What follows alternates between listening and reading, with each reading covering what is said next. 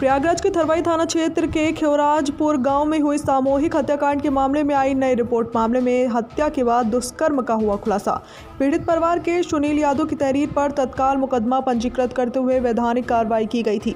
मामला पूरी तरह ब्लाइंड था। अभियुक्त अज्ञात थे। इस ब्लाइंड और सनसनीखेज घटना का सही खुलासा एक बहुत बड़ी चुनौती थी।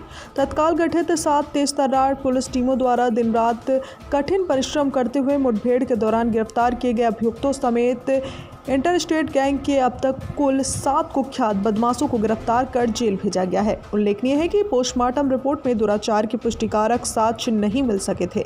इसकी पुष्टि हेतु वेजाइल स्लाइड और वेजाइल स्वाब आदि पदार्थों को वैज्ञानिक विशेषण हेतु विधि विज्ञान प्रयोगशाला भेजा गया था। अब रिपोर्ट प्राप्त हुई है जिसमें दुराचार की पुष्टि होने पर सुसंगत धाराओं की बढ़ोतरी करते हुए तफ्तीश जारी कर साथ ही DNA मिलान की कार्रवाई भी शुरू कर दी गई है।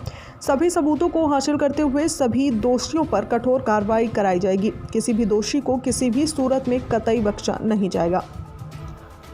सहारा समाचार की रिपोर्ट। विगत दिनों में थाना थरवई क्षेत्र के खेवराजपुर गांव में एक ही परिवार के 5 व्यक्तियों की मृत्यु कारित की गई थी। उसमें तत्काल मुकदमा दर्ज करके 7 टीमें लगाई गई थी।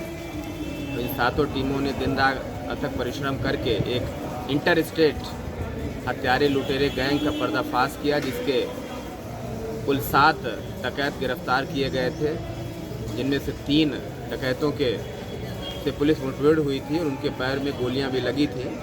वो सभी को जेल भेजा गया था। इसी अनुक्रम में जो वैजाइनल स्लाइड और स्वाब FSL फाफामाउथ भेजे गए थे, उसकी जांच रिपोर्ट में दुराचार की पुष्टि हुई है।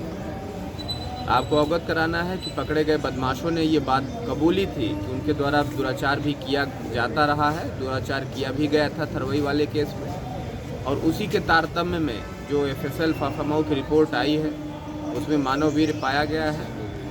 रिपोर्ट में पुष्टि हुई है दुराचार की, और उसी रिपोर्ट के आधार पर सुसंगत धारा जो 376 की धाराएँ हैं, 376D की बढ़ोतरी की गई है। मामले में 396 की धारा लगाई गई है, 120B 201 की धारा भी लगाई गई है। आगजनी से संबंधित 436 IPC की भी धारा बढ़ाई गई है।